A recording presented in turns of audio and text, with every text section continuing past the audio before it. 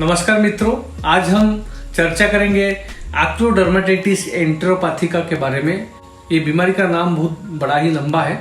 जैसे कि आप फोटो में देख रहे हैं, ऐसा बीमारी को एक्रोडर्मेटाइटिस एंटेरोपैथिका बोलते हैं। इस पूरा टर्म का क्या मीनिंग है, चलिए समझते हैं। एक्रो मीन्स हमारा बॉडी का जो लास्ट वाला पार्ट होता है, टिप वाला पार्ट होता है, उसको बोलते हैं एक्रल पार्ट। जैसे कि हाथ में ये जो पार्ट होता है, इसको एक्रल पार्ट बोलते हैं। पैर का जो टोज होते हैं, उसको बोलते हैं एक्रल पार्ट, और नोज को बोलते हैं एक्रल पार्ट। तो इस बीमारी में हमारा एक्रल पार्ट बॉडी का ज्यादा इन्वॉल्व होता है। इसके साथ साथ आपका डर्माटाइटिस यानी स्किन का कोई अगर इन्फ्लेमेशन होता है, रैश होता है, उसको बोलते हैं डर्माटाइटिस। एंटेरोपैथिका मतलब एंट्रिक सिस्टम यानी गैस्ट्रो इंटेस्टिनल सिस्टम में अगर कुछ प्रॉब्लम है, इसके वजह से भी ये बीमारी होता है। तो ये जो पूरा नाम है, इसके वजह से इसका नाम ऐसे ही है, एक्रोडर्मेटाइटिस एंटेरोपैथिका। तो ये जो एक्रोडर्मेटाइटिस एंटेरोपैथिका एक जिंक डेफिशिएंसी का डिजीज है, यानी अगर शरीर में जिंक का मात्रा कम हो जाता है तो ऐसा प्रॉब्लम देखने को मिलता है। तो शरीर में जिंक क्यों कम होता है? कुछ बच्चों का जेनेटिक प्रॉब्लम होता है, जिसकी वजह से बॉडी में जिंक स्टोर नहीं होता है, नहीं तो जिंक अब्जॉर्प्शन नहीं होता है। ये होते हैं जेनेटिक, ये ऑटोसोमल रिसेसिव डिजीज है।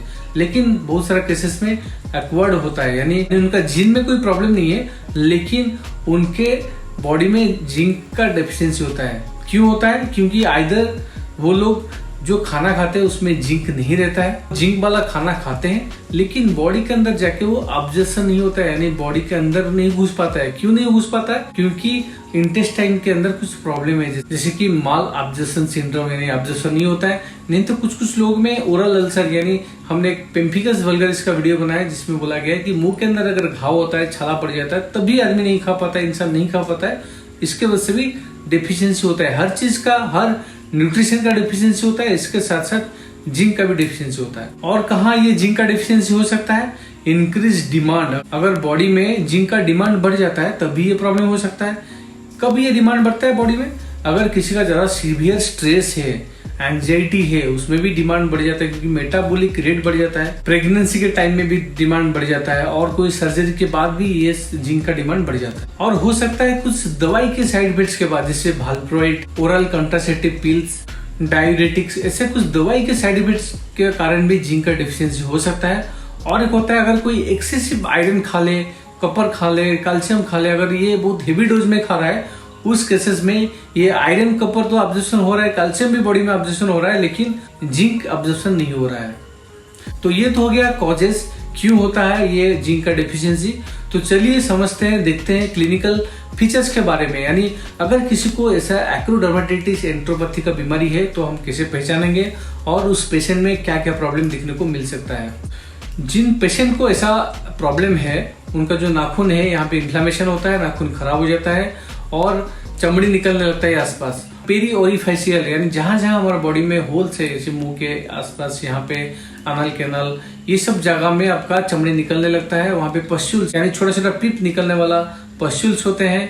वहाँ पे एक्जुडेशन होता है, यानी बहुत सारा पानी निकलने लगता है। वहाँ पे स्केलिंग होता है, रेडनेस होता है। चमड़ा निकलने के साथ साथ वहाँ पे पापड़ भी निकलता है।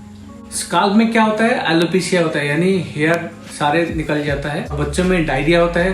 अगर छोटा बच्चा है और उसका जिंक का डेफिशिएंसी है तो ग्रोथ रिटार्डेशन होता है, यानी उसका जो बढ़ने का कैपेसिटी वो कम हो जाता है। बीमारी में एक पहचानने वाला सिम्टम्स होता है, यानी अगर बच्चा कोई ज्यादा हंस रहा है और इसको इस बीमारी हो गया तो उसका हंसना चले जाता है, क्योंकि इरिटेबल हो जाता है, चिड़चिड़ा हो जाता है। तो इस बीमारी का डायग्नोसिस कैसे करते हैं? जैसे कि हमने आपको फोटो दिखा है। अगर किसी को भी ऐसा कुछ फीचर्स है तो आप पहले सस्पेक्ट करिए ये एक्रोडर्मेटाइटिस या जिंक के डेफिशिएंसी की वजह से हो सकता है, और इसको कंफर्म करने के लिए ब्लड का जिंक लेवल मेजरमेंट किया जाता है। अगर ब्लड में जो जिंक का मात्रा है वो 70 मिलीग्राम पर डेसीलीटर से कम है तो इसका मतलब ये कंफर्म है कि ये जिंक डेफिशिएंसी है। लेकिन कभी कभी और भी कुछ स्किन का बीमारी है जो देखने में इनिशियल यानी पहले ऐसे लग सकता है, जैसे कि इन्वर्स सोरियासिस। इन्वर्स सोरियासिस मतलब एक सोरियासिस है जो देखने में एकदम ऐसा ही लगता है, और डायपर एरिया से, यानी अंदर से बच्चों को जो जहाँ पे डायपर पहनते हैं वहीं से शुरू होता है। तो ये भी हो सकता है। सेकेंड होता है सेबोरिक डर्मेटाइटिस, ये भी देखने को एक जैसा लग सकता है। कैंडिडियासिस, डायपर डर्मेटाइटिस या डायपर रैश, ये सारे बीमारी आपका एक्रोडर्मेटाइटिस एंटेरोपैथिका जैसा बिल्कुल लग सकता है इनिशियल स्टेजेस में। तो इसको भी डायग्नोसिस आपको एक्सक्लूड करना है कि ये सब नहीं है और ये जो बीमारी आप देख रहे हैं ये एक्रोडर्मेटिटिस एंट्रोपैथिका है। तो लास्ट में जानते हैं इसके ट्रीटमेंट के बारे में। ट्रीटमेंट बहुत ही सिंपल है। आपका जो वुंड ड्रेसिंग करना पड़ेगा, जहाँ पे एक्सुडेशन हो रहा है, पानी निकल रहा है, उसको सुखाने के लिए एंटीबायोटिक क्रीम देना पड़ता है।